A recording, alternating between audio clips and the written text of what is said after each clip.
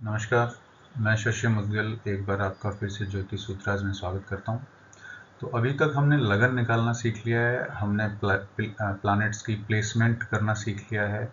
अब हमारे पास होरोस्कोप तैयार है, तो अब हम समझते हैं कि व्हाट एग्जैक्टली होरोस्कोप इज। आइए हम नेक्स्ट स्लाइड पे चलते हैं।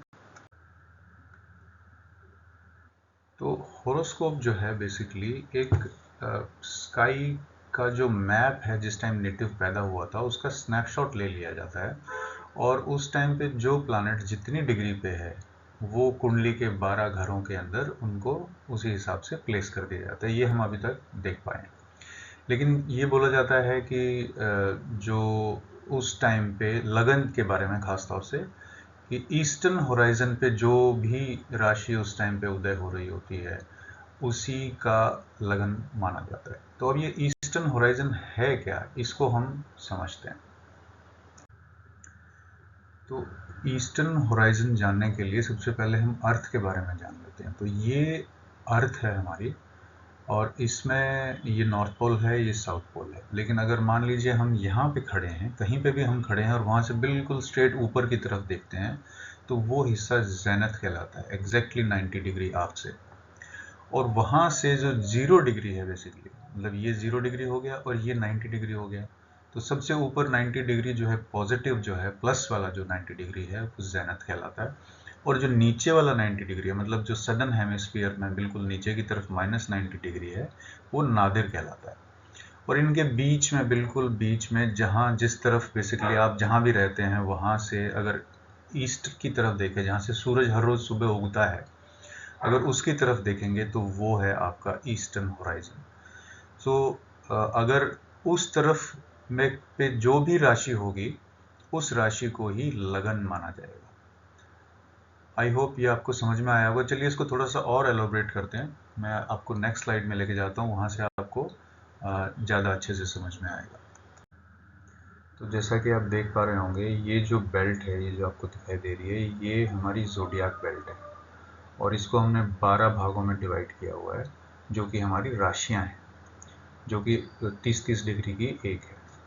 और ये जो बेल्ट है ये बेसिकली इक्लिप्टिक, यानी कि जो सन का पाथ है उसके दोनों तरफ है, 8 डिग्री एक तरफ और 8 डिग्री दूसरी तरफ। ओके, तो अब हम ऑब्जर्व करते हैं अर्थ से कि जैसे बच्चा जुलाई और अगस्त के महीने के बीच में पैदा हुआ है कहीं, तो यहाँ पे अगर सूर्य उदय हो रहा है उस टाइम पे, तो वो दिन का बर्थ कहलाएगा। और सामने जो क्योंकि ईस्टर्न होराइजन है, तो जिस भी तरफ ईस्ट है उस तरफ हम देखेंगे तो राशि उस टाइम पे लियो होती है।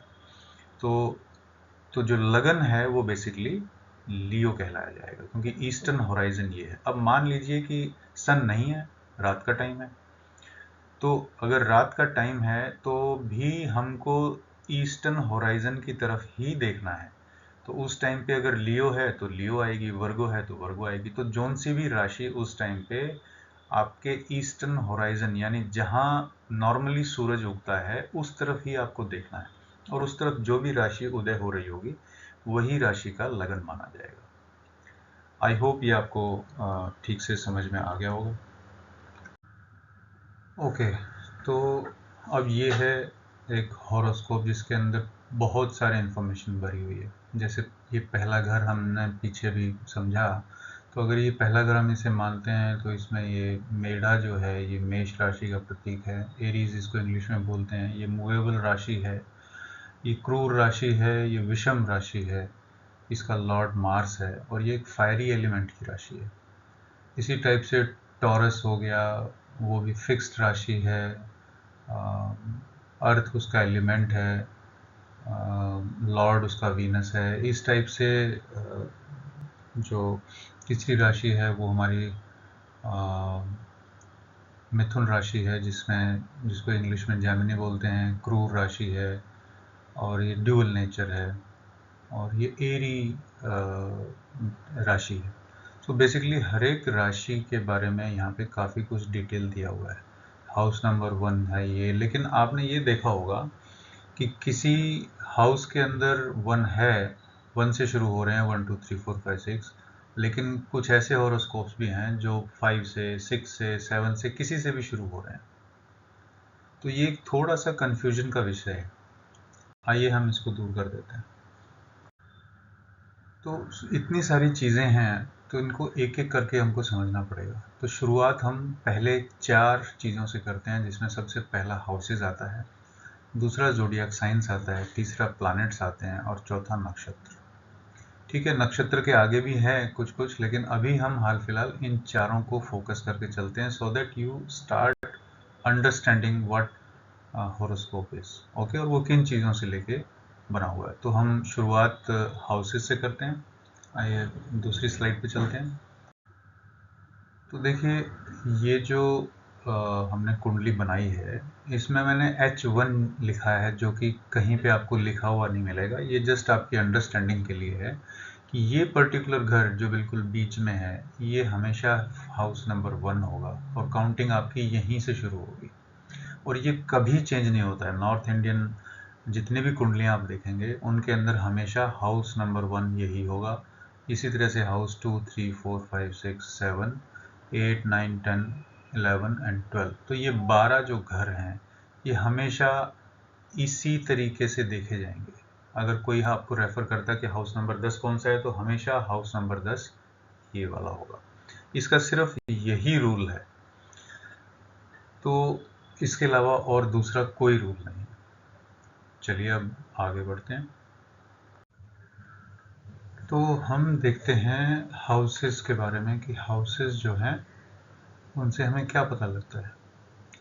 तो अब जैसे अगर हम फर्स्ट हाउस की बात करते हैं, तो वो है आपकी पर्सनालिटी। वो आपकी पर्सनालिटी के बारे में बताता है, आप कैसे दिखेंगे उसके बारे में बताता है, आपकी बॉडी कैसी होगी वो बताता है, आपकी अप्रोच कैसी रहेगी टुवर्ड्स लाइफ। वो जो हाउस की जो स्ट्रेंथ होती है, उससे देख के हमें ये सब बताना होता है। इसी तरीके से सेकंड हाउस जो है, वो आपके पास कितनी धन संपदा है, यानी कि आपके पास पोजेशंस कितने हैं, मतलब कितनी ज्वेलरी है या कितना बैंक बैलेंस आपके उसमें रहेगा। आपका अपनी जो फैमिली है या कुटुंब जिसे हम बोलते हैं, उसके साथ बॉन्डिंग कैसी होगी, किस तरह का खाना आप खाएंगे, अच्छा बुरा, आपकी बोली कैसी होगी, क्योंकि वाणी का भी यही घर है। इसी तरह से एंसेस्ट्रल प्रॉपर्टी भी का भी यही घर है। और जो प्राइमरी एजुकेशन होती है बेसिकली फर्स्ट से फिफ्थ तक, वो भी इसी घर के अंदर आती है। थर्ड हाउस जो है, वो आपके करेज का है, आपके को बॉर्न्स का है, आपके हार्ड वर्क का है कि आप कितना हार्ड वर्क करेंगे। आपकी छोटी छोटी जो जर्नीज हैं, वो भी इसी के अंदर से दिखाई देंगी। मीडिया में आप किस तरह से इन्वॉल्व होंगे या क्या काम करेंगे, वो भी इसी के अंदर आता है। कोई बुक वुक अगर आप लिखते हैं, तो वो भी इसी के अंदर आ जाती है। आपके नेबर्स कैसे होंगे, वो भी आता है। आपका बेसिकली कम्युनिकेशन कैसा होगा, वो भी हम तीसरे हाउस से देख सकते हैं। उसके बाद चौथा हाउस जो है, वो है माँ का। चौथा हाउस आपके एजुकेशन का भी है, जो 12th तक आप एजुकेशन लेते हैं, उसका हाउस भी है फोर्थ हाउस। आपका आपके घर के अंदर इन्वायरमेंट कैसा होगा, वो आता है। बेसिकली ये सुख का घर, तो इसमें किसी भी तरीके का सुख देखा जा सकता है, हैप्पीनेस देखी जा सकती है, आपकी लैंडेड प्रॉपर्टी देखी जा सकती है, आप जिस घर में रहते हैं वो घर देखा जा सकता है। और एजुकेशन में आपको ऑलरेडी बता ही चुका हूँ, और प्रॉपर्टीज़ जो है वो इस घर से देखिए और भी बहुत सारी चीज़ें जाती हैं इन सभी घरों से, लेकिन अभी फॉर द टाइम बीइंग जो हम देखना चाहते हैं वो ये है। और इसी के अंदर हम अब आगे चलते हैं फिफ्थ हाउस पे। फिफ्थ हाउस बेसिकली आपका इंटेलेक्ट शो करता है कि आपके अंदर इंटेलेक्ट कितना है। आपके बच्चों के बारे में ये हाउस बताता है। आपका कितना क्रिएटिव आपका माइंड रहेगा या कितनी क्रिएटिविटी आप शो करेंगे, वो सारा कुछ ये बताता है। स्पेकुलेशन आप इसी घर से देख सकते हैं। अपने पास्ट लाइफ को भी हम इसी घर से जज कर सकते हैं, इस घर के लॉर्ड से या उसकी प्लेसमेंट से या उसके ऊपर होने वाले एफ्लिक्शन से, या और भी कई तरीके हैं इसको जानने के। आपका लव अफेयर भी इसी घर से देखा जाता है। और इस घर से आपकी एजुकेशन, फिर से एजुकेशन जैसे सेकंड हाउस से जो है वो प्राइमरी एजुकेशन देखी जाती है, फोर्थ से सेकेंडरी मतलब फिफ्थ से या सिक्स से 10th तक की या 12th तक की, और फिफ्थ हाउस से जो है आपकी ग्रेजुएशन देखी जा सकती है कि वो कैसी जाएगी। और इसी हाउस से हम ये भी देख सकते हैं कि बच्चे होने में कोई दिक्कत तो नहीं होगी या किसी भी टाइप की कोई दिक्कत तो नहीं होगी एजुकेशन के अंदर। आपके इंटेलेक्ट के अंदर, लव अफेयर के अंदर, तो वो सब भी हम इससे देख सकते हैं। इसी टाइप से छठा जो घर है उसे हम बोलते हैं रोग, ऋण और रिपु, यानी आपको जो छोटी मोटी बीमारियां होंगी जो ठीक हो जाएंगी वो आपको इस घर से देख सकती हैं। आपके एनिमीज इस घर से देखे जा सकते हैं, जो भी आपके बारे में कुछ उल्टा सीधा सोच रहा है या वो सब चीज़ें हम इसे देख सकते हैं। कंपटीशंस का भी ये एक घर है, मतलब जितने भी कम्पिटिटिव एग्जाम्स आप देते हैं वो सब इससे देखा जा सकता है। अगर आप स्पोर्ट्स में हैं तो स्पोर्ट्स में जो कंपटीशन होने वाला है उसमें आप जीत पाएंगे, नहीं जीत पाएंगे, कैसे रहेंगे, आपकी परफॉर्मेंस कैसी रहेगी, वो सब इसी से दिखा सकते हैं। लीगल इश्यूज देख सकते हैं हम इसी से कि लीगल इश्यूज में आप किस तरह का परफॉर्म कर सकते हैं। अगर मान लीजिए किसी का प्रोफेशन ही लीगल है तो वो भी हम इससे देख सकते हैं। उसके बाद आपके मामा को भी मामा की जो लाइफ है उसको भी इसके अंदर से देखा जा सकता है। और last but not the least, job भी आपकी इसी घर से देखी जाती है। तो छठे घर के अंदर ये सारी चीज़ें होती हैं। तो आइए अब नेक्स्ट स्लाइड पे चलते हैं। तो 7th हाउस जो है वो बताता है आपके पार्टनर के बारे में, चाहे वो लाइफ पार्टनर है या वो बिजनेस पार्टनर है। आपके टाई अप्स के बारे में बताता है, आपके पब्लिक रिलेशंस के बारे में बताता है। पब्लिक रिलेशन से मतलब ये कि आप अगर पब्लिक में डील कर रहे हैं, पब्लिक डीलिंग कर रहे हैं, तो उनके साथ कैसा रहेगा। आप इंडिपेंडेंट अगर बिजनेस कर रहे हैं तो कैसा रहेगा। आपकी यात्राएं बाहर जाने के लिए बिजनेस से रिलेटेड, वो सारी भी 7th हाउस से देखी जाती हैं। और 7th हाउस क्योंकि आपकी स्पाउस का है तो मेजर जो हाउस है वो आपकी स्पाउस के लिए इसको देखा जाता है। 8वां घर जो है 8th हाउस, वो longevity of your life. Longevity of your life मतलब कि कैसे आपकी लाइफ रहेगी। 8वां हाउस बेसिकली आपकी मैरिज की जो क्वालिटी है उसको भी बताता है। ये एक अनएक्सपेक्टेड जो गेन्स होते हैं आपको, जैसे लॉटरी हो गई या एंसेस्ट्रल प्रॉपर्टी आपके नाम पे हो गई, वो सारा भी 8th हाउस से दिखाता है। ट्रांसफॉर्मेशन किसी भी टाइप की आपकी होगी तो वो भी आपको 8th हाउस से दिखाई देगी। उसके बाद ये आपके इन लॉज का हाउस भी है। और अगर मान लीजिए जैसे डीप स्टडीज़ करनी हुई, डीप स्टडी से मतलब है जैसे पीएचडी करनी हुई या जैसे लोग साइंटिस्ट बनते हैं तो वो भी इसी के अंदर से बनते हैं। आप अगर किसी टाइप का सीक्रेट काम कर रहे हैं या किसी से कुछ छुपा रहे हैं तो वो भी इसके अंदर से देखा जा सकता है। अनअर्न्ड मनी मैं आपको बता ही चुका हूँ। हाँ, ये एक क्रॉनिक डिजीज़ भी अगर हमें किसी के बारे में देखना है तो वो हम 8वें घर के एनालिसिस से ही बता सकते हैं कि उसमें क्रॉनिक डिजीज़ होगा या नहीं होगा। जैसे 8वें घर का लॉर्ड है वो किस सिचुएशन में है, उस पर सारा कुछ डिपेंड करता है। आपकी सर्जरीज, एक्सीडेंट्स, वो सब इसी से देखे जा सकते हैं। In fact the cause of death can also be seen from this house. Okay, so let's move on to the next house, it's 9th। So 9th जो है वो धर्म का घर बोला जाता है और इसमें फादर भी इंक्लूड होते हैं कि आपके फादर के से रिलेटेड अगर आपको कुछ देखना है तो वो भी आप 9th हाउस से देखेंगे। आपकी लक भी इसी हाउस से देखी जाती है। और आपके जो टीचर्स हैं बेसिकली वो भी इसी हाउस से देखे जाते हैं। आपकी हायर स्टडीज़ वो भी आपकी इसी से देखी जाती हैं। लॉन्ग डिस्टेंस जर्नीज़ में इस हाउस का काफ़ी बड़ा रोल है। 9th 12th ये हाउस अगर आपस में कनेक्टेड हैं तो आपका बाहर जाने का योग बनता है। ऐसे ही रिलीजन से लेके, स्पिरिचुअलिटी से लेके, ये सब कुछ आपको 9th हाउस देता है। आपका विजडम बेसिकली जो है वो आपको 9th हाउस ही देता है।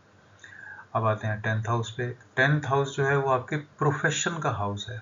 उसमें बेसिकली आपका नेम, फेम सब आता है, आपकी प्रमोशन, रैंक, और ये आपकी डिग्निटी को भी शो करता है। और दूसरा, गवर्नमेंट से अगर रिलेटेड है, अगर मान लीजिए सन इसके अंदर आ जाता है और अगर एग्जॉल्टेड भी है, मान लीजिए एरीज राशि है और 10th हाउस के अंदर है और सन है, तो इट क्लियरली शोज कि आपके गवर्नमेंट में कहीं अथॉरिटेटिव आप काम करेंगे, तो वो आपका प्रोफेशन होगा। उसके बाद अब अगर हम 11th हाउस में आते हैं तो ये बेसिकली हमें सोर्स ऑफ अर्निंग बताता है। बेसिकली ये लाभ का घर है, तो इसके अंदर आपकी इनकम जो भी होगी वो ये बताएगा कि इनकम होगी कि नहीं होगी। आपके जितने भी फ्रेंड्स हैं वो सारे इसी घर से देखे जाते हैं। इनफैक्ट जो आपके एल्डर जो सिबलिंग हैं वो भी आपके इसी घर से देखते हैं। आपकी सोशल नेटवर्किंग भी इसी घर से देखी जाती है। और एनजीओ से रिलेटेड अगर आप कोई काम करते हैं तो वो भी आपका इसी घर से भी आता है। ये बेसिकली आपके अर्निंग्स का और प्रॉफिट्स का घर है, लाभ।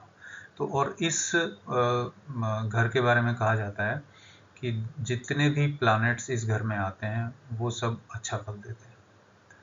अब आते हैं 12वें हाउस के अंदर। सो 12वां जो घर है वो बेसिकली लॉसेस का हाउस है। आप यहाँ पे लॉसेस देख सकते हैं, अपनी इन्वेस्टमेंट भी देख सकते हैं, मतलब आपकी जेब से पैसा जाने वाला घर है ये। तो उसमें आपकी इन्वेस्टमेंट भी हो सकती है, लॉस भी हो सकते हैं। फॉरेन ट्रैवल का भी यही घर है। इनफैक्ट अवे फ्रॉम होम का भी यही घर है। यानी अब अवे फ्रॉम होम में आप हॉस्पिटल भी जा सकते हैं, जेल भी जा सकते हैं, फार्म हाउस भी जा सकते हैं और आश्रम भी जा सकते हैं। ये बेड प्लेजर्स का भी घर है बेसिकली, और हाउस ऑफ एक्सपेंस भी इसको बोला जाता है। तो ये था हमारे हाउसेस के बारे में। आइए अब आगे बढ़ते हैं। तो हाउसेस के बाद अब बारी आती है ज़ोडिएक साइंस की। इसमें हम कवर करेंगे ज़ोडिएक बेल्ट क्या होती है, ज़ोडिएक साइंस क्या होते हैं, थोड़ी सी हम सीखेंगे कि कैलकुलेशंस क्या होती हैं और इन राशियों के जो हैं लॉर्ड्स कौन कौन होते हैं।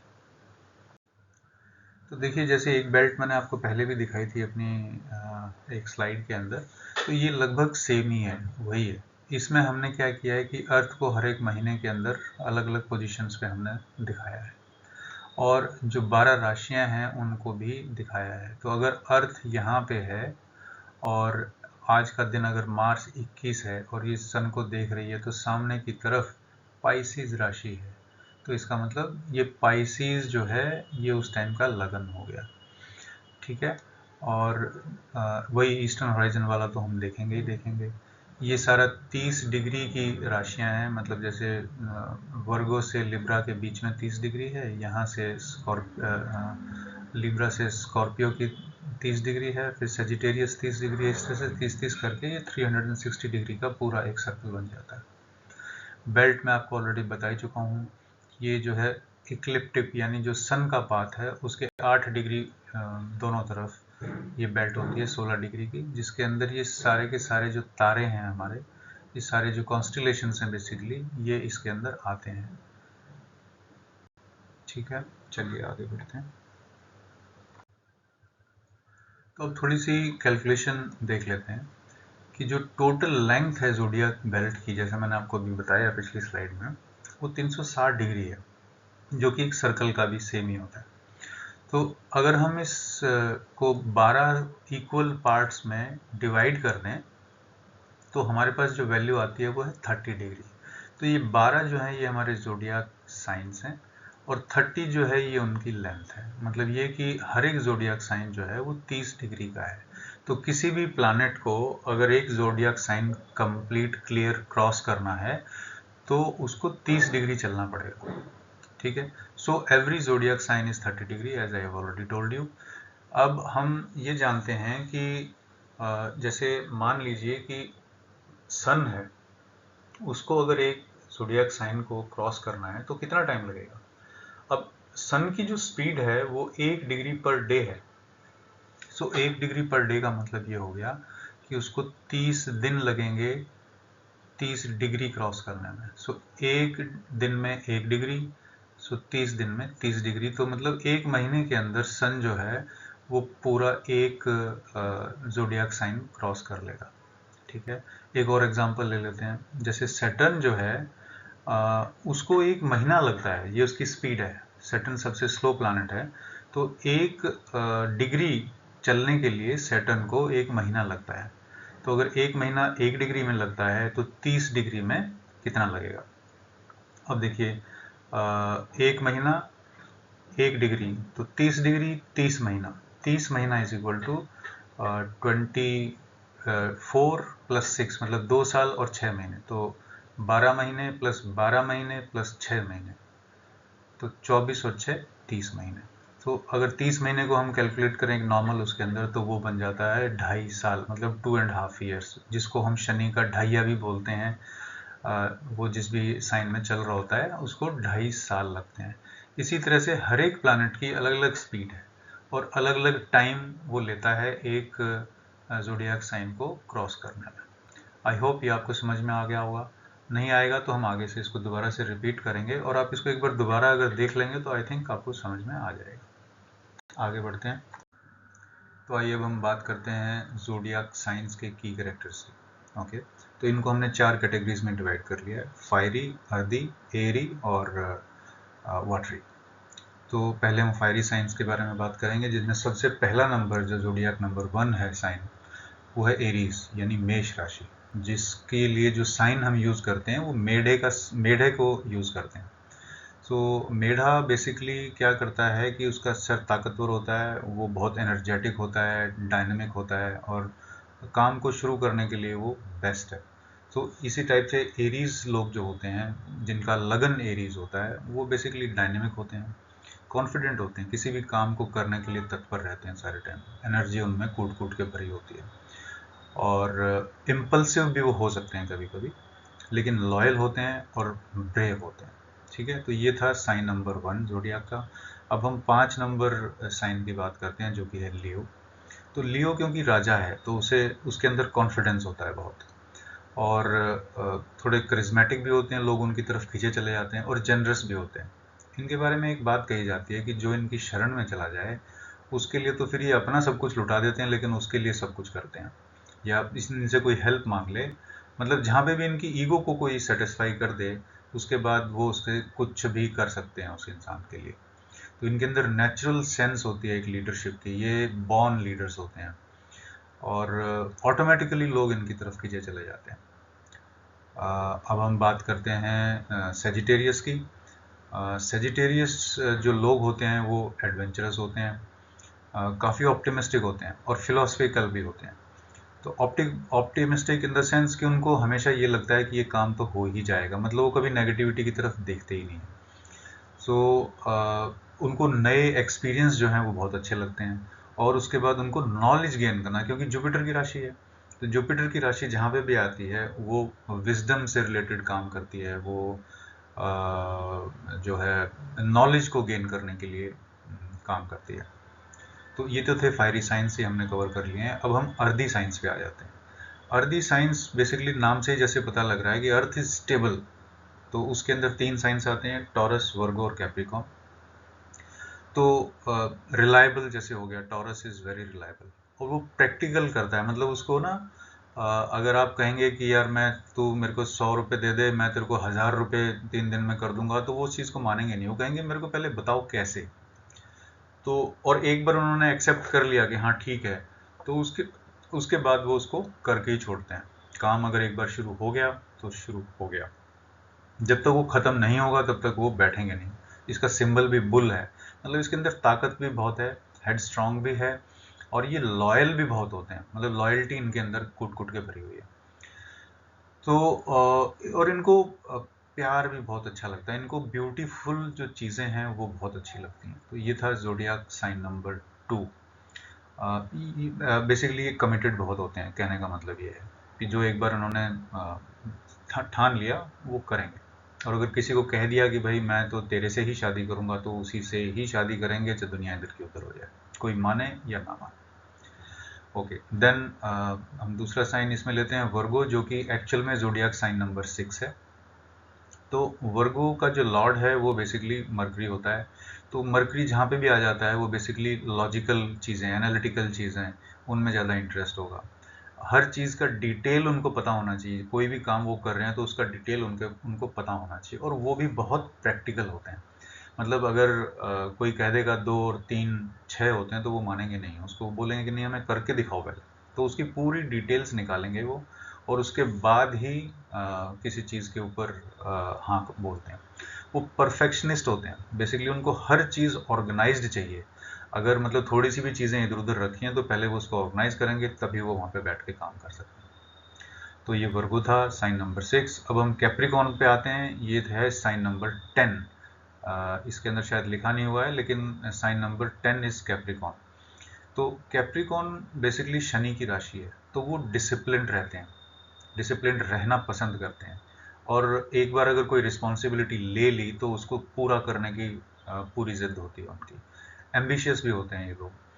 तो और वैसे वो अपने डेडिकेशन के लिए और प्रैक्टिकेबिलिटी के लिए, क्योंकि उनको कोई भी काम हवा में नहीं करना होता, उनको जो कुछ होता है बता दो हमें इसका ये रिजल्ट आएगा, then they will invest their time money and everything. Okay, तो ये हमने फायरी और अर्दी साइंस के बारे में जाना। अब हम अपनी नेक्स्ट स्लाइड पे चलते हैं जिसमें हम बाकी के बचे हुए दो एयरी और वाटरी साइंस के बारे में जानेंगे। ओके, तो तीन जो एरी साइंस हैं वो हैं जेमिनी, लिब्रा एंड एक्वेरियस। तो जेमिनी जोडियक साइन नंबर 3 है। तो जेमिनी क्योंकि तीसरा साइन है तो उसमें कम्युनिकेशन से रिलेटेड सारी बातें आती हैं, राइटिंग से रिलेटेड सारी बातें आती हैं, मल्टी टैलेंटेड वो हो सकता है, उसकी लॉजिकल चीज़ें के लिए वो क्यूरियस रहता है कि कोई भी चीज़ उसको सीखनी है तो वो उसमें सारे लॉजिक ढूंढ डालेगा। और ये लोग जो हैं वो बातूनी जिसको बोलते हैं, जो कंटिन्यूसली बात करते रहते हैं, वो ये लोग होते हैं।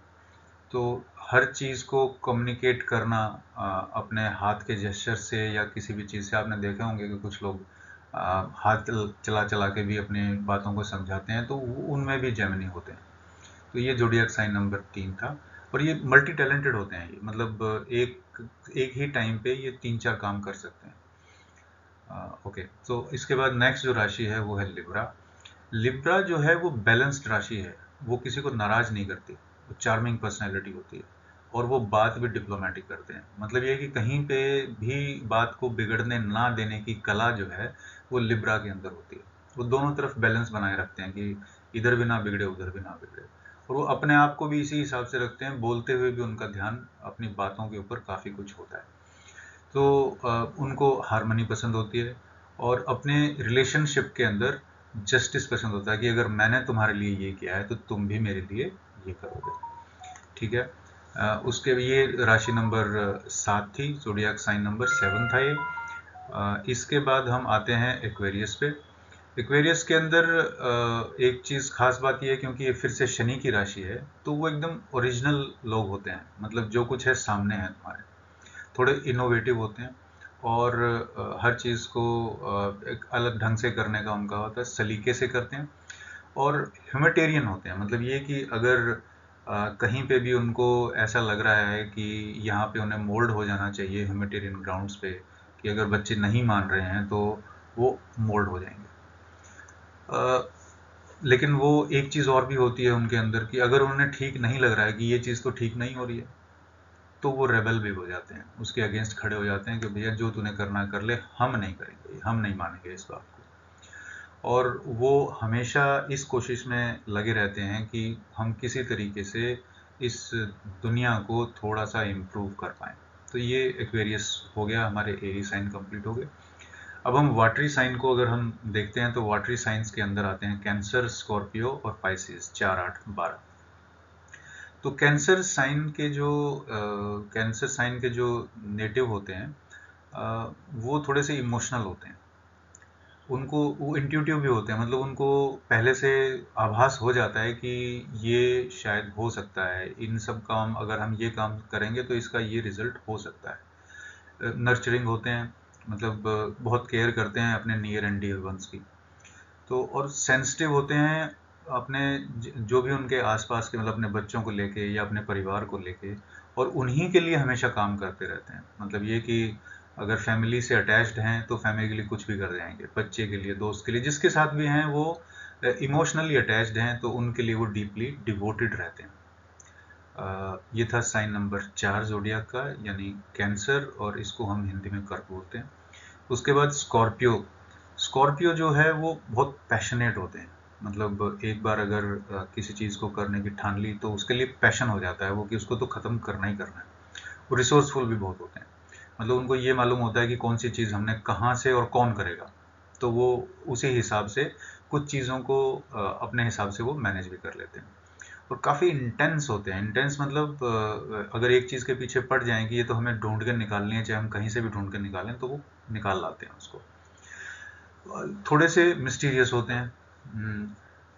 इनके अंदर भी थोड़ी सी इंट्यूशन की सेंस होती है, मतलब ये जान लेते हैं कि अगला बंदा मेरे बारे में क्या सोच रहा होगा, या अगर हम ये काम करेंगे तो इसका अंजाम क्या होगा, उसको पहले से ही इंट्यूशन हो जाती है, जैसे बुरी या अच्छी, कि अगर हम ये काम करेंगे तो हम जेल जा सकते हैं, या अगर हम ये काम करेंगे तो हमारी लॉटरी लग सकती है, व्हाटएवर।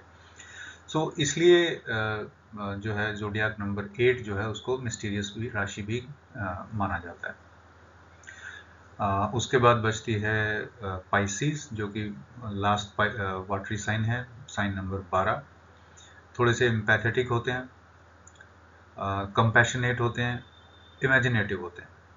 अब इमेजिनेटिव ऐसे कि इनको ड्रीम्स में, मतलब ये कि बहुत सारे काम ये ड्रीम्स में कर लेते हैं, कि मैं अगर ऐसा होता तो मैं ये कर देता, फिर ये कर देता, ये कर देता, तो इस टाइप से उनके ड्रीम्स चलते रहते हैं। वो अपने ड्रीम्स के साथ काफ़ी अटैच्ड होते हैं, सभी के साथ बेसिकली इमोशनली अटैच्ड होते हैं, क्योंकि वाटरी साइन है, और उनको कोई भी काम एक जज्बे के साथ करने का बड़ा मन करता है। तो ये थे हमारे ज़ोडियाक साइंस 12 के 12, जिनको हमने 4 अलग अलग कैटेगरीज में समझा। अब हम आगे चलते हैं। ये एक कुंडली है। अब इसको हम देखते हैं कि ये कैसे काम करती है। अब जैसे हमने 7 नंबर यहाँ लिखा हुआ है, तो जो असेंडेंट है इस पर्टिकुलर कुंडली का वो लिब्रा लगन है, यानी कि अगर हम अपनी टेक्निकल भाषा में करें तो ये 6 साइन पास है, यानी 6 साइन पास 25 डिग्री एंड 37 मिनट्स। अब इसके साथ में एक VIS करके लिखा हुआ है, ये विशाखा है, ये नक्षत्र है। ये आपका पहला घर हो गया। दूसरे घर में जो राशि है वो है स्कॉर्पियो, जिसके अंदर मून जो है वो 2 डिग्री और 7 मिनट का है, ये भी विशाखा के अंदर है। अब आप ये देखें कि ये भी विशाखा में है, ये भी विशाखा। हम अपने आने वाले जो चैप्टर्स हैं या आने वाली जो स्लाइड्स हैं उसके अंदर आपको नक्षत्र के बारे में भी बताएंगे। इसी तरीके से केतु यहाँ पे आ गया, ये 9 नंबर राशि के अंदर है। जुपिटर भी 9 नंबर, यानी इसके अपने जुपिटर अपने मूल त्रिकोण राशि के अंदर है। उसके बाद शनि अपनी राशि के अंदर है, ये चौथा घर है, और 10वीं और 11वीं शनि की राशि है। तो शनि यहाँ पे 2 डिग्री 8 मिनट का उत्तर आषाढ़ नक्षत्र के अंदर बैठा हुआ है। ये जो इससे पहले हमने देखा था, केतु जो है वो मूल नक्षत्र के अंदर है, और जुपिटर जो है वो पूर्व आषाढ़ नक्षत्र के अंदर था। 11th नंबर राशि यानी 5वां घर, इसके अंदर कोई प्लैनेट नहीं है। 12th नंबर राशि यानी छठा घर, इसके अंदर भी कोई नहीं है। अब यहाँ पे एरीज राशि आ जाती है। एरीज राशि के अंदर मार्स बैठे हुए हैं 2 डिग्री 9 मिनट के, जो कि अश्विनी नक्षत्र के अंदर है। ठीक है, तो यहाँ से हम 2 नंबर यानी टॉरस के अंदर भी कोई नहीं है। यहाँ से हम 3rd नंबर में अगर देखते हैं तो यानी कि जेमिनी राशि के अंदर वीनस और राहु बैठे हैं। वीनस 23 डिग्री 32 मिनट का पुनर्वसु नक्षत्र के अंदर है, और राहु जो है वो 2 डिग्री 34 मिनट का मृगशिरा नक्षत्र के अंदर है। 4 नंबर राशि यानी कैंसर यानी कर्क, वो खाली है। और 5 नंबर राशि जो है जिसको हम लियो राशि बोलते हैं, उसमें मरकरी है 15 डिग्री 11 मिनट का पूर्व फाल्गुनी नक्षत्र के अंदर, और सन जो है वो 8 डिग्री 30 मिनट का मृगशिरा नक्षत्र के अंदर है। तो इस तरीके से हमने ये कुंडली को देखा। अब हमें देखना क्या होता है कि इसका लॉर्ड कौन है। जैसे 7 नंबर राशि लिब्रा है, तो इसका लॉर्ड हुआ वीनस। अब वीनस यहाँ से चला गया 9 नंबर हाउस के अंदर, जो कि बुध की राशि है, इसका लॉर्ड बुध है। तो इस हिसाब से हमको ये देखने होते हैं कि इनके लॉर्ड्स कहाँ गए। इस तरह से हर एक घर के लॉर्ड के बारे में हम जानेंगे तो हमें पता लगेगा कि कौन सा लॉर्ड कितना वीक है, कितना अच्छा है, वो सब हम देखेंगे। तो अब चलिए आगे चलते हैं अपने नेक्स्ट स्लाइड की ओर। अब हम प्लैनेट्स के बारे में बात कर लेते हैं। तो प्लैनेट्स हम 9 ही लेके चलते हैं, और इसमें sun, moon, Mars, Mercury, Jupiter, Venus, Saturn, Rahu और केतु, यही 9 प्लैनेट्स हैं। अब हम आगे इन्हीं के बारे में डिस्कस करेंगे। आई थिंक चलिए आगे चलते हैं। अब हम करते हैं प्लैनेट्स की बात। तो सबसे पहले हम देखते हैं सन। सन को जो है आप प्लैनेटरी कैबिनेट का किंग माना गया है। तो ये लियो साइन को रूल करता है, और इसका एग्जॉल्टेड साइन जो है वो है एरीज। 10 डिग्री पे ये एरीज के अंदर एग्जॉल्ट करता है, और लिब्रा के अंदर सेम वही 10 डिग्री के अंदर ये डेबिलिटेट करता है। अब सन जो है, अगर हम उसको कोई 3 वर्ड्स के साथ अगर बताना चाहें कि सन क्या है, तो सन रिस्पॉन्सिबल है, सन क्रूअल है और सन अथॉरिटी है। अब रिस्पॉन्सिबल कैसे है कि जैसे सन जो है वो बेसिकली किसी भी परिवार का पिता माना गया है, तो पिता अपने बच्चों को डांट पीटता भी है उनको सही रास्ते पे लाने के लिए। क्यों? क्योंकि वो रिस्पॉन्सिबल है अपने बच्चों के कृत्य के लिए कि कहीं पे भी झगड़ा हो जाएगा तो बच्चे की जगह उनके माँ बाप के साथ बातचीत होती है। तो इसलिए वो रिस्पॉन्सिबल है अपने बच्चों को सही दिशा दिखाने के लिए, अपने बच्चों को इस लायक बनाने की ताकि वो आगे अपने परिवार को ले जा सकें या उनको कर सकें, तो उसे क्रूअल होना पड़ता है। और अथॉरिटी भी उसी के पास है। नॉर्मली जैसे पुराने टाइम में जो कहा जाता था कि घर को पिता ही चलाता है, तो पिता जो है वो सन का रूप है, इसलिए उसे किंग का दर्जा भी दिया गया कि वो किंग है अपने परिवार के लिए। इसी टाइप से मून जो है उसको मदर का दर्जा दिया गया है। और मून की जो एक राशि है कैंसर, यहाँ पे इस कैंसर जो है वो बेसिकली रूल्ड बाय मून है, ठीक है। ये टॉरस जो हमारी राशि है यानी वृषभ राशि, उसके अंदर वो एग्जॉल्ट हो जाता है 3 डिग्री का, और 3 डिग्री स्कॉर्पियो में वो डब्लिटेट भी होता है। अब मून भी जो है वो नरिशमेंट का कारक है, मतलब वो केयर का कारक है, आपको बच्चों की पालन पोषण कैसे करना है, वो सारी चीज़ें मून देखता है। इमोशंस जो होते हैं, जितने भी इमोशंस किसी भी नेटिव के दिमाग में आते हैं वो सभी मून से डिनोट होते हैं। और वो थोड़ा सा फास्ट भी है, मतलब वो सबसे फास्टेस्ट प्लानट है, तो वो आपके दिमाग के अंदर 10 ख्याल इकट्ठे एक साथ ला सकता है या बहुत जल्दी जल्दी आपके बिहेवियर को चेंज कर सकता है। So moon is considered as queen of planetary system also. तो मून के लिए बेसिकली हमको क्या करना पड़ता है कि आपको अपने इमोशंस को बेसिकली कंट्रोल में रखना पड़ता है।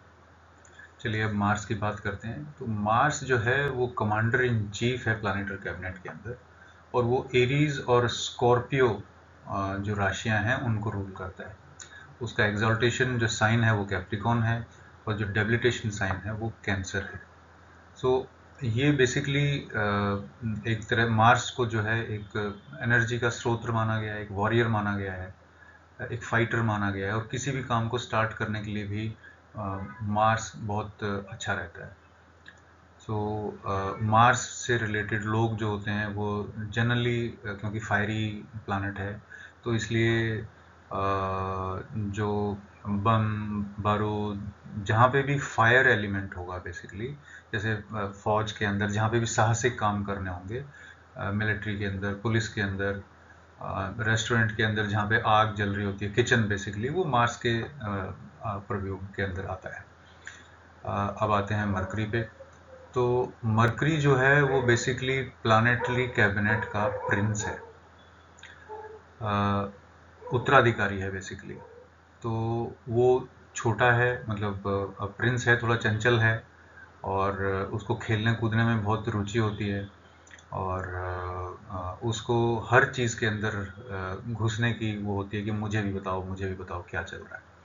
तो जेमिनी और वर्गो जो हैं वो मरकरी की राशियां हैं, इनको मरकरी रूल करता है, और वो एग्जॉल्ट होता है वर्गो के अंदर और डेबिलिटेट होता है पाइसीज के अंदर। तो वो नॉर्मली ये कहा जाता है कि अगर मरकरी आपके लगन के अंदर है तो आप अपनी उम्र से हमेशा ही छोटे दिखेंगे। मरकरी बेसिकली कम्युनिकेशन को भी रूल करता है, तो वो डिपेंड करता है कि मरकरी की कंडीशन कैसी है, उसी हिसाब से आप जो है कम्युनिकेट कर पाएंगे किसी से भी। मरकरी मेमोरी का भी कारक है, तो आपकी मेमोरी अच्छी होगी या बुरी होगी ये भी हम मरकरी से देख सकते हैं। उसके बाद आते हैं हम जुपिटर पे। जुपिटर इज़ बेसिकली ब्रह्मा या गुरु कह सकते हैं उनको आप, प्लानेटरी कैबिनेट के गुरु हैं वो, बेसिकली जितने भी हमारे देवता हैं उन सब के गुरु हैं वो। तो सेजिटेरियस यानी 9 नंबर राशि और पाइसिस यानी 12 नंबर राशि जो है वो जुपिटर रूल करता है, और जुपिटर का जो एग्जाल्टेशन साइन है वो है कैंसर, और डेबिलिटेशन साइन जो है वो है कैप्रिकॉन यानी शनि की जो राशि है। अब जुपिटर जो है वो विजडम का कारक है, वो नॉलेज से रिलेटेड कुछ भी हो रहा होगा तो वहाँ पे जुपिटर एक्टिव होगा। आपको अगर जैसे एस्ट्रोलॉजी भी सीखने का अगर मन कर रहा है तो उस टाइम पे जुपिटर एक्टिव होगा। आप किसी भी रिलीजियस काम को करना चाहते हैं उस टाइम पे जुपिटर एक्टिव होगा। तो ये था जुपिटर। अब वीनस की बात करें तो वीनस जो है वो मिनिस्टर है, हालांकि जुपिटर भी एक मिनिस्टर है प्लानिटरी कैबिनेट के अंदर, वीनस भी एक मिनिस्टर है। वीनस गुरु भी है, क्योंकि जैसे जुपिटर देवताओं का गुरु था वैसे ही वीनस जो है वो आपका दैत्यों का गुरु है, मतलब जितने भी राक्षस हैं उन सबका गुरु वीनस है। तो टॉरस और लिब्रा यानी 2 नंबर राशि और 7 नंबर राशि वो वीनस के द्वारा रूल की जाती हैं। और वीनस जो है एग्जॉल्ट जुपिटर की राशि के अंदर होता है, यानी पाइसिस के अंदर, और उसके जो डेबिलिटेशन है वो वर्गो की राशि में होता है, जो कि हालांकि उसका फ्रेंड है, लेकिन फिर भी वहां पे जाके वो डेबिलिटेट हो जाता है वीनस। वीनस को लग्जरी पसंद है, उसको आर्ट पसंद है, उसको म्यूजिक पसंद है, उसको लव रिलेटेड जितने भी चीजें हैं वो सारा। वीनस जो है वो शादी का कारक भी है, तो बिना वीनस की इच्छा के शादी भी नहीं हो सकती है। ओके, सो आगे चलते हैं। आगे है सैटर्न। सैटर्न जो है वो सर्वेंट है बेसिकली प्लानिटरी कैबिनेट के अंदर। और कैप्रिकॉन और एक्वेरियस जो हैं ये दोनों राशियां 10 नंबर और 11 नंबर ये रूल की जाती हैं सैटर्न के द्वारा। और इसका एक्सॉल्टेशन साइन लिब्रा है और डेबिलिटेशन साइन एरीज है। तो सैटर्न जो है वो डिसिप्लिन पसंद है, उसको काम का देवता माना गया है, यानी कि जो भी कर्म आपके द्वारा किए जाएंगे इस जन्म के अंदर उन सब का इवेल्युएशन जो है वो सैटर्न करेगा। और ये कहा जाता है कि सैटर्न जो है ना डिले कर सकता है आपको रिजल्ट देने में किसी भी काम के करने के बाद, लेकिन वो डिनायल नहीं देता कि अगर आपने काम किया है तो मैं उसका रिजल्ट नहीं दूंगा, ऐसा नहीं है। शनि आपको हर आपके किए हुए काम का रिजल्ट जरूर देता है, वो डिले हो सकता है। So Saturn may delay your work but never denies it। Okay, so इसके बाद आता है राहु। राहु मिस्टीरियस प्लैनेट है, राहु की कोई फॉर्म नहीं है, इट्स ए शेडोई प्लैनेट, एक पॉइंट है बेसिकली जो अर्थ के ऑर्बिट पे जब चंद्रमा जिसे काटता है तो ऊपर वाले तरफ जो नॉर्थ नोड है उसकी तरफ काटता है तो वो राहु कहलाता है, और जो साउथ नोड की तरफ जो ऑर्बिट को अर्थ के ऑर्बिट को काटता है वो केतु कहलाता है, जो हम आगे पढ़ेंगे अभी आने वाले चैप्टर्स के अंदर। तो इन दोनों को ही सोल्जर्स माना गया है प्लानिटरी कैबिनेट के अंदर। और राहु जो है वो बेसिकली डार्क ब्लू कलर का है और वो आउटकास्ट को रूल करता है। राहु को और केतु को नॉर्मली कुंडली के अंदर किसी पर्टिकुलर ग्रह का स्वामी नहीं बनाया गया है, बट वैसे वो है जिसके बारे में हम आगे डिस्कस करेंगे। सो नॉर्मली जो एक्सॉल्टेशन जो साइन होता है राहु का उसको कुछ बुक्स के अंदर 2 नंबर माना गया है, कुछ के अंदर 3 नंबर राशि को माना गया है। इसी टाइप से केतु जो है वो एक्सॉल्ट होता है 8 नंबर या 9 नंबर के अंदर, एंड वाइस वर्सा। राहु जो है वो डेबिलिटेट हो जाएगा इन 2 राशियों में, वहीं पे केतु जो है वो डेबिलिटेट हो जाएगा राहु के एक्सॉल्टेशन वाली राशियों के अंदर। सो राहु एक्चुअल में अगर देखा जाए तो एक इल्यूजन है, मतलब आपको वो बहुत सारी चीज़ें दिखाएगा, हर हर हर ऑप्शन देगा आपको आपकी ग्रोथ के लिए, उनमें से किसको चूज करना है वो आपके ऊपर डिपेंड करता है। वो एक तरह का काला धुआं है, किसी भी चीज़ को क्लियर नहीं होने देता, लेकिन आपको हर चीज़ के बारे में बढ़ चढ़ के बताएगा। तो राहु के केस में नॉर्मली ऐसे होता है, जैसे आप मान लीजिए गाड़ी खरीदने जाना चाहते हैं और आप गाड़ी जब खरीदने गए हैं तो आपने सोचा कि भाई हम मारुति 800 ले लेते हैं, या आजकल तो खैर मारुति 800 नहीं आ रही है, कोई भी छोटी गाड़ी आप देख सकते हैं कि मारुति डिज़ायर आ रही है, जैसे कि डिज़ायर ले लेते हैं। आप वो ना लेके, और राहु जो है आपका दिमाग इस टाइप से चलाएगा कि आप मारुति डिज़ायर ना लेके और जो महंगी गाड़ियाँ जैसे टोयोटा फॉर्च्यूनर लेके आएंगे। मतलब इतना राहु का इम्पैक्ट होता है जब वो एक्टिव होता है। तो out of the box thinking होती है उसकी, मतलब जहाँ सब लोग सोचना छोड़ देते हैं राहु वहाँ से सोचना शुरू कर देता है। राहु को लाइन में खड़े होना पसंद नहीं है। दूसरी एक चीज़ और जो कि बहुत इंपॉर्टेंट है, राहु जिस भी घर में होगा आपकी कुंडली के, वहाँ उससे रिलेटेड जो सिग्निफिकेशंस होंगे उस पर्टिकुलर हाउस के, उसमें वो डिससेटिस्फेक्शन देता है कि I could have done much better than this. और केतु जो है वो बेसिकली एक सेपरेटिव प्लैनेट है, तो अगर केतु किसी भी घर के अंदर बैठा है तो वो आपको उस चीज़ से अलग कर देगा, मतलब आपको उसमें इंटरेस्ट ही नहीं आएगा। आप उसको जो भी काम कर रहे हैं उसको आप छोड़ के जाना चाहेंगे कि चलो छोड़ो, ये छोड़ो, कुछ और करते हैं। आप जैसे शनि जो है, मान लीजिए शनि जो है जैसे आपके कर्म का देवता है और ट्रांजिट में केतु उसके ऊपर से निकल रहा है, तो क्योंकि सैटर्न जो आपका वर्क रिलेटेड चीज़ दिखा रहा है और केतु अगर उसके ऊपर से निकलता है तो इसका मतलब ये है कि वो आपका काम छुड़वा देगा।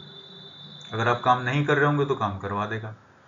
तो मतलब इसी टाइप से केतु जो है, जो भी कोई इंसान कर रहा होता है उसको छुड़वा के और कुछ नया करवाने की सोचता है, या उसको वहां से घर बिठा देता है, या कुछ ना कुछ ऐसा कर देता है जो वो कर रहा होता है वो आगे नहीं कर पाता, कंटिन्यू नहीं कर पाता। तो ये थे हमारे 9 प्लैनेट्स जिनके बारे में आपने जाना। इनके बारे में आप और भी पढ़ते रहिएगा, जहाँ से भी आपको इनके बारे में डिटेल्स मिले। तो प्लैनेट्स हो गया, राशि हो गई, इन नक्षत्र हो गए, हाउसेज हो गए, इन सब के बारे में और भी बहुत सारे सिग्निफिकेटर्स हैं जो आप आगे आने वाले टाइम के अंदर सीखेंगे। तो अभी हम चलते हैं अपनी लास्ट टॉपिक इस पर्टिकुलर वीडियो का, जिसमें हम नक्षत्र कवर करेंगे। तो जैसा कि आप ये देख पा रहे हैं, यहाँ पे 27 नक्षत्र जो हैं वो आपको दिख रहे हैं। एक्चुअल में एक 28वां भी होता है जो उत्तराषाढ़ और श्रवण के बीच में आता है। सो ये जो 27 नक्षत्र हैं बेसिकली, ये हाउसेस के अंदर ही होते हैं, जिसके बारे में हम और डिटेल में अपने आगे आने वाले वीडियो के अंदर बताएंगे। पर अभी फॉर द टाइम बिंग हम इनके बारे में थोड़ा सा डिस्कस कर लेते हैं कि ये एक्चुअल में कैसे इनको कैलकुलेट किया जाता है और कहाँ कहाँ ये होते हैं। आइए अपनी नेक्स्ट स्लाइड पे चलते हैं। तो आइए थोड़ा सा टेक्निकल डिटेल्स जो है हम नक्षत्रों के बारे में जान लेते हैं। तो जैसा कि हम जानते हैं कि टोटल 12 ज़ोडिएक साइंस है और 30 डिग्री का हर एक ज़ोडिएक साइन है। सो टोटल हो गया 360 डिग्री। ठीक है, इन साइंस को बेसिकली हमने 27 नक्षत्रों से भी डिवाइड कर दिया। मतलब ये सारे के सारे जो 27 नक्षत्र हैं, ये भी आपकी कुंडली के 12 भाव के पार्ट हो गए। अब कैसे हुए हैं कि 27 नक्षत्र हैं और 4 पद हैं हर एक नक्षत्र के। तो अगर हम इनके पदों की गिनती करेंगे तो 3 डिग्री और 20 मिनट का एक पद हो गया। So 3 degree 20 minute multiplied by 4 is equal to 13 degree 20 minute. ठीक है, तो ये एक नक्षत्र की लेंथ हो गई कि 13 डिग्री 20 मिनट का एक नक्षत्र हो गया। तो अब अगर हम 13 डिग्री 20 मिनट को 27 से मल्टीप्लाई कर देते हैं तो हमारा 360 डिग्री पूरा हो जाता है। ठीक है, तो एक साइन के अंदर, अब जैसे हमने नक्षत्र था 13 डिग्री 20 मिनट का, उसको हमने 4 भागों में डिवाइड कर दिया कि 4 पद होते हैं एक नक्षत्र के, तो 3 डिग्री 20 मिनट का एक पद हो गया। तो एक साइन के अंदर 9 पद होते हैं। मतलब जैसे 13 डिग्री 20 मिनट और का एक नक्षत्र, अगले 13 डिग्री 20 मिनट का दूसरा नक्षत्र, और जो तीसरा नक्षत्र है वो आपका 3 डिग्री 20 मिनट का हुआ। तो आपके 9 नक्षत्र पूरे हो गए और आपके 30 डिग्री भी पूरे हो गए। तो हम एग्जाम्पल जो मैंने आपको भी दिया है उसको और थोड़ा ध्यान से देखते हैं कि पहला नक्षत्र जैसे अश्विनी है, वो एरीज में स्टार्ट होगा और वो 13 डिग्री 20 मिनट का होगा। उस नक्षत्र का नाम अश्विनी है और जिसके 4 पद हैं 3 डिग्री और 20 मिनट हर एक का। सेकंड नक्षत्र जो है वो भरनी हो गया, वो 13 डिग्री 20 मिनट का हो गया और 4 नक्षत्र उसके अंदर भी हो गए, तो 3 डिग्री और 20 मिनट के चारों नक्षत्र हो गए। तो तीसरा जो नक्षत्र है वो कृत्तिका हुआ, लेकिन 13 डिग्री 20 मिनट का है, लेकिन हमारे पास एक साइन के अंदर सिर्फ 9 ही पद आ सकते हैं। तो 4 और 4 8 पद ऑलरेडी आ चुके हैं, यानी एक ही पद आ सकता है। और एक पद कितने डिग्री का है? 3 डिग्री 20 मिनट का है। तो इसलिए हमने क्या किया, भरणी का सिर्फ एक ही पद लिया। भरणी है मतलब तीसरा नक्षत्र भी पहले हाउस के अंदर या पहली राशि के अंदर है, लेकिन उसका सिर्फ एक ही पद है। सो लास्ट वाला जो है 9th पद जो है वो 3 डिग्री 20 मिनट का होते ही हमारे 30 जो डिग्री हैं पहले हाउस की वो कंप्लीट हो जाती हैं।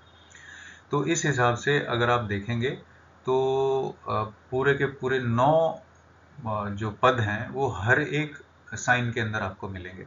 अब जैसे इस 30 डिग्री में, इस 13 डिग्री लास्ट का जो हमने लिया है, भरणी जो नक्षत्र लिया है वो सूर्य का नक्षत्र है, उसके अंदर से 3 डिग्री 20 मिनट तो आपके पहले जो वो था, पहला जो साइन था या पहला हाउस था उसके अंदर चला गया।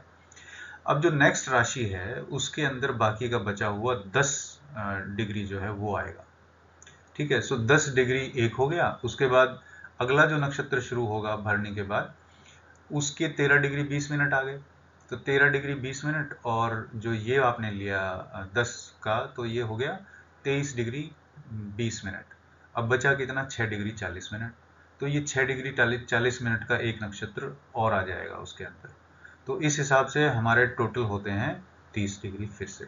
तो इसको आप एक बार ध्यान से देख लीजिए। ये जो टॉपिक है ये हम आगे भी कंप्लीट करेंगे। अभी ये सिर्फ आपको समझाने के लिए था कि नक्षत्र इस तरीके से भी हमको कैलकुलेट करने हैं आगे चल के। तो अपनी अगली स्लाइड पे चलते हैं। स्लाइड के अंदर देखा था, इसमें हमने अश्विनी को 1 नंबर, भरणी को 2 नंबर, कृतिका को 3, रोहिणी, इस तरह से करते हुए इन सबको हमने नंबर दिए हुए हैं। अब हम इनके लॉर्ड्स देख लेते हैं, क्योंकि 3 नक्षत्रों का एक ही लॉर्ड होता है। सो जैसे पहला नक्षत्र है अश्विनी, दूसरा नक्षत्र है मघा और तीसरा नक्षत्र है मूल। इनके जो प्लैनेट लॉर्ड हैं, जो स्वामी ग्रह हैं, बेसिकली वो केतु होते हैं। इसी टाइप से भरणी पूर्व फाल्गुनी और पूर्व आषाढ़, इसको हम शुक्र या वीनस, जिसको हम ग्रह को जो हम बोलते हैं, वो इसका लॉर्ड होता है। इसी टाइप से कृतिका उत्तरा फाल्गुनी और उत्तरा आषाढ़ा जो है वो सन के होते हैं, यानी सूर्य के। रोहिणी, हस्ता और श्रवणा जो है वो मून के होते हैं। और मृगशिरा, चित्रा और धनिष्ठा जो है वो मंगल के होते हैं। आर्द्रा, स्वाति और सतभिषा, उनका जो लॉर्ड होता है वो राहु होता है। पुनर्वसु, विशाखा, पूर्व भाद्रपद, ये जुपिटर के हैं। और पुष्या, अनुराधा और उत्तर भाद्रपद, ये शनि के हैं। और अश्लेषा, ज्येष्ठा और रेवती, ये बुध यानी मरकरी के नक्षत्र हैं। तो ये हमने आपको अभी ब्रीफ बताया है। इस पूरे के पूरे 27 के 27 नक्षत्र को याद करने का भी एक तरीका है, जो हम अपने अगले वाले वीडियो के अंदर बताएंगे। लेकिन ये जो नक्षत्रों की काउंटिंग है, नंबर 1 2 3 4 5 6 कौन सा नक्षत्र किस ग्रह का है, उसके लिए मैं चाहूँगा कि आप ये वाली जो टेबल है, बेसिकली ये वाली जो टेबल है जिसके अंदर इनके वो लिखे हुए हैं, स्वामी लिखे हुए हैं, इसको याद कर लीजिए बाय सीक्वेंस। कि जैसे Ketu, Venus, Sun, moon, Mars, Rahu, Jupiter, Saturn and Mercury, ये एक सीक्वेंस है। इसको अगर आप याद कर लेंगे तो मुझे आसानी होगी आप लोगों को ये सिखाने में कि इनके नक्षत्रों को कैसे याद करना है। ठीक है, सो आई थिंक ये आप लोगों को समझ में आया होगा। ओके, तो हमने इस पर्टिकुलर वीडियो के अंदर कई सारे टॉपिक्स कवर किए हैं। तो नक्षत्र को हम for the time being cover नहीं कर रहे हैं, क्योंकि ये एक बड़ा टॉपिक है और इसके लिए मुझे एक सेपरेट वीडियो बनानी पड़ेगी, जो कि मैं आगे आने वाले टाइम के अंदर बनाऊंगा। आई होप आपको ये पसंद आया होगा वीडियो, और आपके लिए काफ़ी अच्छा रहेगा सीखने के लिए। So all the best and thank you for watching ज्योतिष सूत्र। नमस्कार।